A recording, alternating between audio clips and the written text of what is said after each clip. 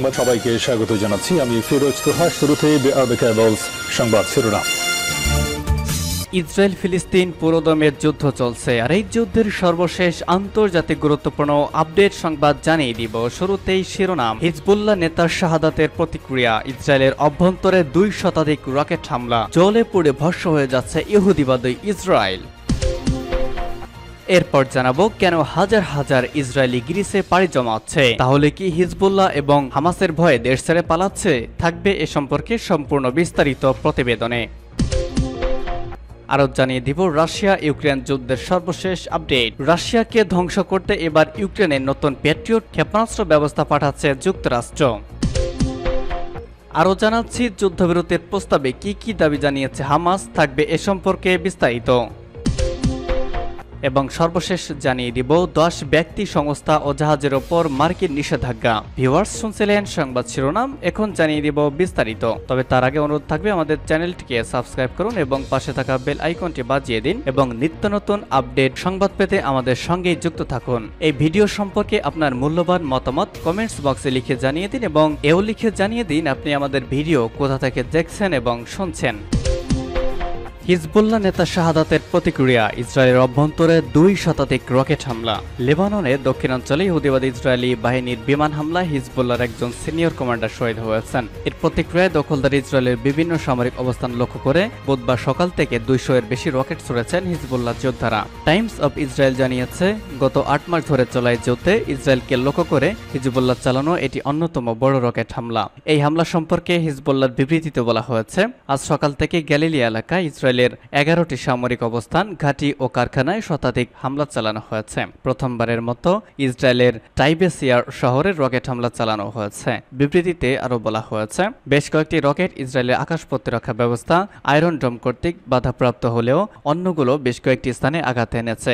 রকেটের আঘাতের ফলে সাফাদা সহ বেশ কয়েকটি এলাকায় আগুন ধরে যায়। ইসরায়েলি গণমাধ্যমগুলো জানিয়েছে, কিছু রকেট গ্যালিলি এলাকার শাসা কিভ টুজ একটি সামরিক শিল্প কারখানায় আঘাত এনেছে, যার ফলে ব্যাপক ক্ষয়ক্ষতি হয়েছে। হিজবুল্লাহ রকেট হামলার ফলে অধিকৃত অঞ্চলের উত্তর সেক্টরের সাফেদ শহরেও বিদ্যুৎ বিভ্রাটের খবর পাওয়া গিয়েছে।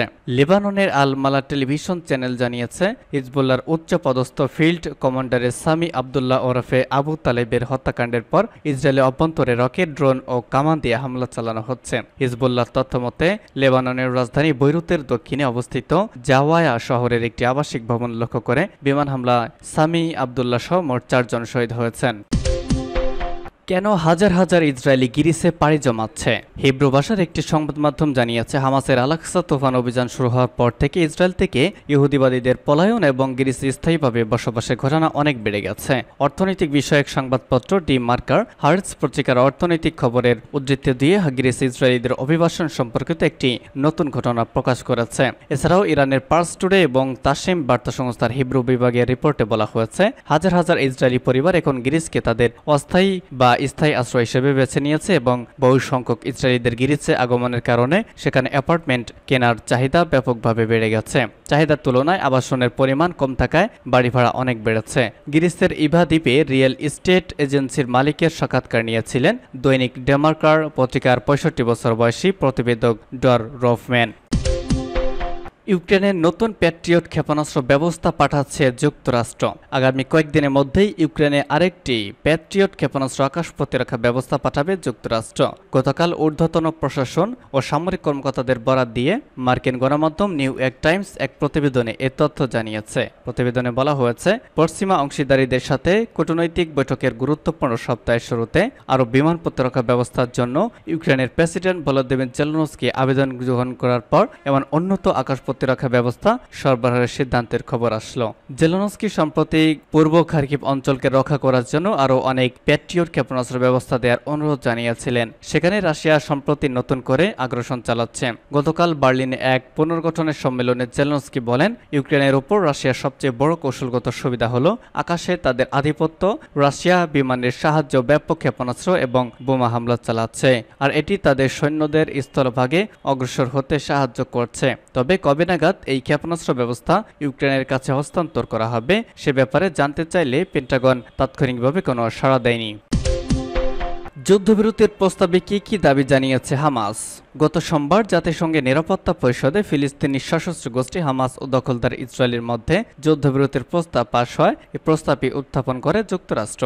মার্কিনীদের দেওয়া প্রস্তাবের জবাব দিয়েছে হামাস। মঙ্গলবার রাতে মধ্যস্থতাকারীদের দেশগুলোর কাছে পাঠানোর জবাবে সশস্ত্র এই গোষ্ঠীটি কিছু শর্ত দিয়েছে। তারা বলেছে, স্থায়ী যুদ্ধবিরতি হবে কবে সেই তারিখ আগে নির্ধারণ করে দিতে হবে, অর্থাৎ অস্থায়ী যুদ্ধবিরতি শুরু হবে, এরপর কথিত আলোচনার মাধ্যমে স্থায়ী যুদ্ধবিরতিতে পৌঁছানো হবে, এমন কোনো কিছু তারা মানবে না। তারা আরও শর্ত দিয়েছে, গাজা থেকে ইসরায়েলের সব সেনাকে প্রত্যাহার করে নিতে হবে, এমনকি গাজা ও মিশরের সীমান্তবর্তী রাফা থেকেও ইসরায়েলি সেনাদের সরে যেতে হবে। হামাস আরেকটি প্রধান শর্ত দিয়েছে, সেটি হলো যুদ্ধ শেষ হওয়ার পর গাজাকে পুনর্গঠিত করে দিতে হবে এবং নিশ্চয়তা দিতে হবে। দখলদার ইসরায়েলি হামলায় গাজার বেশিরভাগ বাড়িঘর ভেঙে গেছে, এখন সেগুলোতে মানুষের বসবাস করা সম্ভব নয়। এছাড়া ইসরায়েলের কারাগারে বন্দী থাকা ফিলিস্তিনিদের ব্যাপারে শর্ত দিয়েছে হামাস। তারা বলেছে, ইসরায়েলের কারাগারে যেসব হাই প্রোফাইল বন্দী রয়েছে তাদের মুক্তি দিতে হবে, আর এক্ষেত্রে ইসরায়েল কোনো আপত্তি করতে পারবে না, যার অর্থ হামাস যে বন্দীকে চাইবে সেই বন্দীকে মুক্তি দিতে হবে। এদিকে হামাসের এসব দাবি ইসরায়েল প্রত্যাখ্যান করতে পারে বলে শঙ্কা তৈরি হয়েছে, কারণ এক ইসরায়েলি কর্মকর্তা বলেছেন, যুক্তরাষ্ট্র যুদ্ধবিরতির যে প্রস্তাব দিয়েছিল সেটি থেকে হামাস প্রধান বিষয়গুলো পরিবর্তন করে ফেলেছে। কাতার ভিত্তিক সংবাদ মাধ্যম আল জাজিরা জানিয়েছে, কেন আটকে আছে যুদ্ধবিরতি। যুক্তরাষ্ট্রের যুদ্ধবিরতির প্রস্তাবে হয়েছে, প্রথমে দুই পক্ষের মধ্যে 6 সপ্তাহের একটি যুদ্ধবিরতি হবে। ওই সময় হামাস জিম্মিদের মুক্তি দিবে আর ইসরায়েলি ফিলিস্তিনিদের বন্দীদের মুক্তি দিবে। তবে সমস্যা হলো প্রস্তাবটির দ্বিতীয় ধাপ নিয়ে। এতে বলা হয়েছে যে প্রথম ধাপ শেষ হওয়ার পর দ্বিতীয় ধাপ শুরু হবে, আর এই ধাপে স্থায়ী যুদ্ধবিরতির ব্যাপারে আলোচনা করা হবে। তবে হামাস এটি মানতে চায় না। তারা মূলত যুক্তরাষ্ট্র ও ইসরায়েলকে বিশ্বাস করে না। এ কারণে অস্থায়ী যুদ্ধবিরতিতে পৌঁছানোর আগেই তারা স্থায়ী যুদ্ধবিরতির প্রতিশ্রুতি চায়। যুদ্ধবিরতির মধ্যস্থতাকারী দেশগুলো জানিয়েছে, তারা প্রথমে হামাসের এই জবাবটি পর্যালোচনা করবে, এরপর এটি পাঠানো হবে যুক্তরাষ্ট্রের প্রেসিডেন্ট জো বাইডেনের কাছে। 10 ব্যক্তি, সংস্থা ও জাহাজের ওপর মার্কিন নিষেধাজ্ঞা। যুক্তরাষ্ট্রে তেল ও অন্যান্য পণ্যের অবৈধ পরিবহনে জড়িত ট্যাঙ্কার ক্যাপ্টেন সহ 10 জন ব্যক্তি, সংস্থা ও জাহাজের ওপর নিষেধাজ্ঞা আরোপ করেছে। গতকাল মার্কিন ট্রেজারি বিভাগ এই ঘোষণা দিয়েছে। আনাদোলু এজেন্সির প্রতিবেদনে বলা হয়, যুক্তরাষ্ট্র মূলত হুতিদের সহায়তাকারীদের নিষেধাজ্ঞায় আওতায় আনতে চেয়েছে। সামুদ্রিক শিপিং, আর্থিক সহায়তাকারী বেশ কয়েকটি জাহাজের ব্যবস্থাপক ও মালিক এবং শিপিং নথি জাল করার সঙ্গে জড়িতদের অভিযোগে যাদের নিষেধাজ্ঞায় অন্তর্ভুক্ত করা হয়েছে তাও ইঙ্গিত দেয়। এ বিষয়ে টেররিজম অ্যান্ড ফিনান্সিয়াল ইন্টেলিজেন্সের কর্মকর্তা ব্রায়ান নেলসন বলেন, হুতিরা তাদের অবৈধ কার্যকলাপ চালাতে একটি বিস্তৃত নেটওয়ার্কের হয়ে কাজ করছে। এর মধ্যে রয়েছে পণ্য সম্ভারের উৎস লুকানো, শিপিং নথি জাল করা এবং অনুমোদিত জাহাজগুলোর পরিষেবা প্রদান করা। তিনি আরও বলেন, বাণিজ্যিক জাহাজ ও নৌযানে হুতিদের আক্রমণ নিয়ে যুক্তরাষ্ট্র উদ্বিগ্ন, তাই আমরা চাই এসব অস্ত্রধারীরা ক্ষমতা খর্ব করতে এ নিষেধাজ্ঞা তাতে সহায়তা করবে। ফিলিস্তিনের গাজা উপত্যকায় দখলদার ইসরায়েলের হামলার প্রতিবাদে লোহিত সাগরে ইসরায়েল, যুক্তরাষ্ট্র এবং যুক্তরাজ্যের মালিকানাধীন জাহাজে হামলা চালাচ্ছে হুতিরা। হুতিদের ঠেকাতে ইয়েমেনে যুক্তরাষ্ট্র এবং যুক্তরাজ্য যৌথ হামলা চালালেও সেগুলো তেমন কার্যকর হচ্ছে না। হুতিরা মূলত ইয়েমেনের শিয়া মুসলিম সংখ্যালঘু জাইদি নামের উপসম্প্রদায়ের সশস্ত্র গোষ্ঠী। বেশিরভাগ ইয়েমেনি হুতিদের নিয়ন্ত্রণাধীন এলাকায় বসবাস করে। পাশাপাশি সানা এবং ইয়েমেনের উত্তরে হুতিরা লোহিত সাগরের উপকূল রেখাও নিয়ন্ত্রণ করে থাকে। এছাড়া ইয়েমেনের হুতি বিদ্রোহীরা গত কয়েক মাসে বেশ কয়েকটি মার্কিন সামরিক ড্রোন ভূপাতিত করার দাবি করেছে। বলা হচ্ছে, তাদের হামলায় মার্কিনীদের সবসময় আতঙ্ক থাকতে হচ্ছে।